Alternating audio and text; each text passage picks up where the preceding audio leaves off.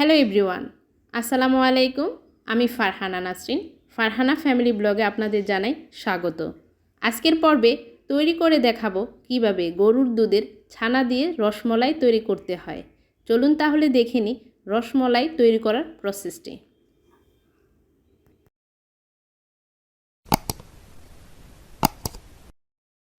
প্রথমে ছানা কাটার জন্য আমি ভিনেগার পানিটা তৈরি করে নিচ্ছি। সেই জন্য একটি কাপে 2 টেবিল চামচ পরিমাণ সাদা ভিনেগার আর 1 টেবিল চামচ পরিমাণ পানি মিশিয়ে নিলাম। এখন এটাকে এক সাইডে সরিয়ে রাখছি।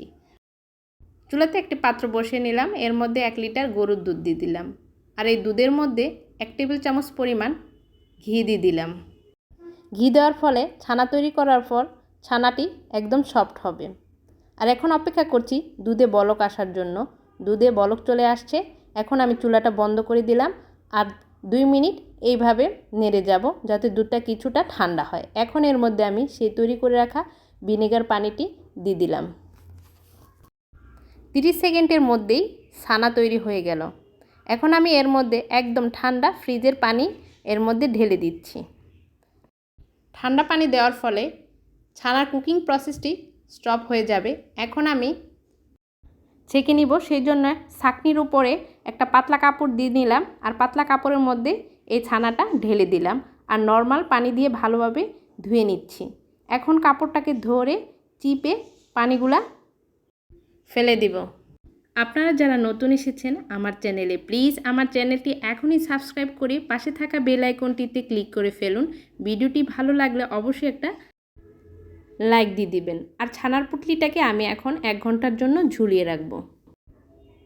ফিরে আসলাম 1 ঘন্টা পর। আমি এখন ছানাটাকে কাপড় থেকে বের করে নিচ্ছি। ছানাগুলোকে প্রথমে আমি ভর্তার মতো করে মেখে নিচ্ছি, তারপরে হাতের তালু দিয়ে ঢলে ম্যাশ করে নিচ্ছি।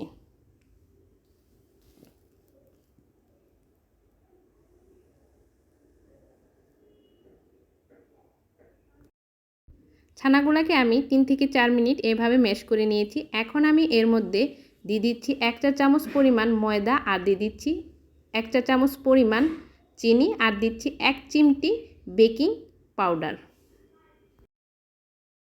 এখন আমি শুকনো উপকরণগুলো ভালোভাবে ছানার সাথে মিশিয়ে নিচ্ছি।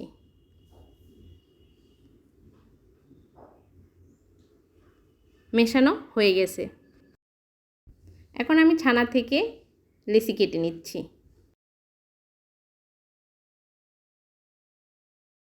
এখন ছানাগুলোকে রসমলাইয়ের মিষ্টি শেপ দিয়ে নিব।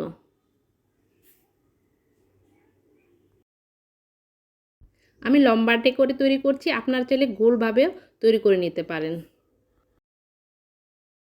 সবটুকু ছানা দিয়ে আমি রসমলাইয়ের মিষ্টির শেপ বানিয়ে নিলাম।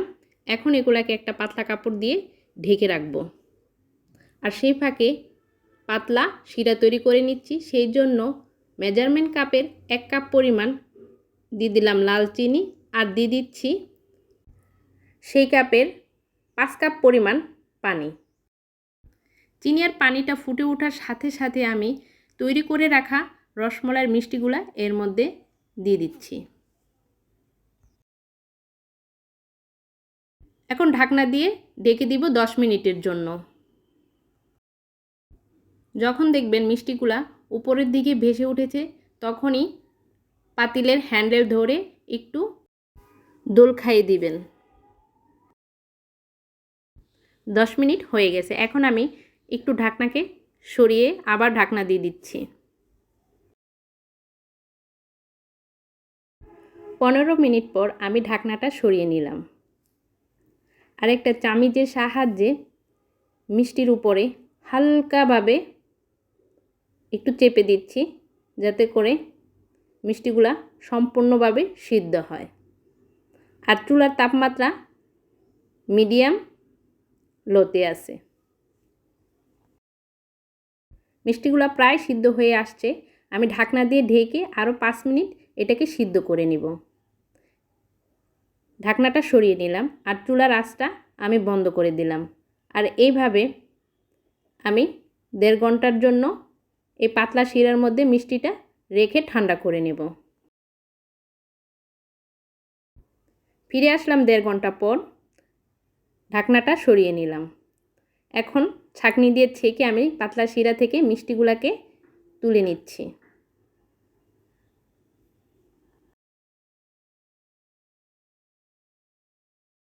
দেখুন সবগুলা মিষ্টি আমি তুলে নিলাম, একটা মিষ্টিও ভাঙে নাই।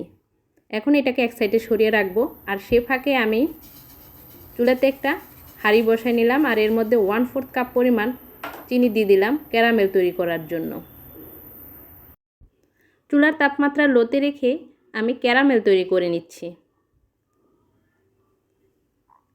এখন এর মধ্যে আমি 1/2 কাপ পরিমাণ গরম পানি দিয়ে দিলাম। এখন এর মধ্যে দিয়ে দিচ্ছি লিকুইড 1 লিটার দুধ। দুধটাকে একটু নেড়ে চেড়ে দিচ্ছি আর এভাবে দুধটাকে জাল করে ঘন করে নিব। আর সর্বক্ষণ দাঁড়িয়ে থেকে দুধটাকে নাড়তে হবে যাতে করে দুধের তলায় ধরে না যায়। এখন আমি এর মধ্যে দিয়ে দিচ্ছি 1/3 কাপ পরিমাণ চিনি। চিনিটাকেও ভালোভাবে নেড়ে মিশিয়ে দিচ্ছি।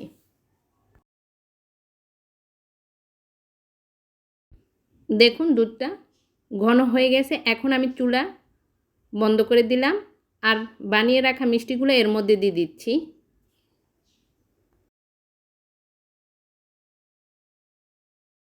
এখন চামচের সাহায্যে একটু নেড়ে চেড়ে ঢাকনা দিয়ে ঢেকে আমি অপেক্ষা করব 2 ঘন্টার জন্য।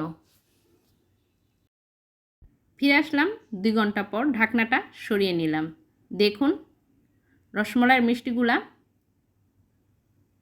রসটাকে টেনে নরম তুলতুলে রসমালাই তৈরি হয়ে গেল। এখন আমি একটু আপনাদেরকে দেখিয়ে দিচ্ছি এর ঘনত্বটা কীরকম হয়েছে। একটা সার্ভিং ডিশে বেড়ে নিচ্ছি।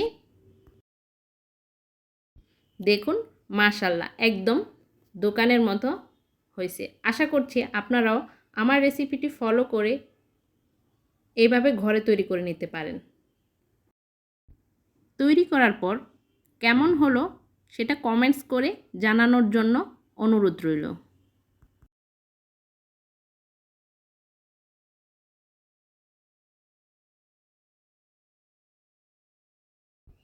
আমি দেখিয়ে দিচ্ছি মিষ্টির ভেতরটা কেমন হয়েছে। দেখুন মাশাআল্লাহ। সবার সুস্বাস্থ্য কামনা করে আজকের মতো আমি এখানে বিদায় নিচ্ছি। আল্লাহ হাফেজ।